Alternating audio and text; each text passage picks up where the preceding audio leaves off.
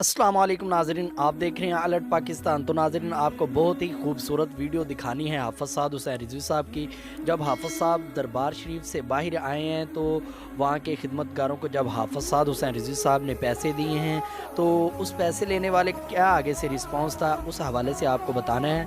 तो video last तक देखिए। वीडियो शुरू करने से पहले आपसे दरख्वास्त है कि चैनल को सब्सक्राइब कर लें और वीडियो को लाइक ज़रूर करें।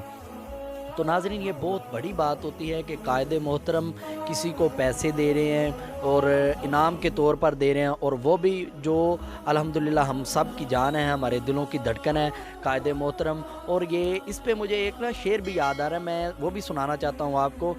बड़ी शान वाला मेरा पीर मुर्शिद, बड़ी शान वाला मेरा पीर मुर्शिद है, सबसे निराला मेरा पीर मुर्शिद, बड़ी शान वाला।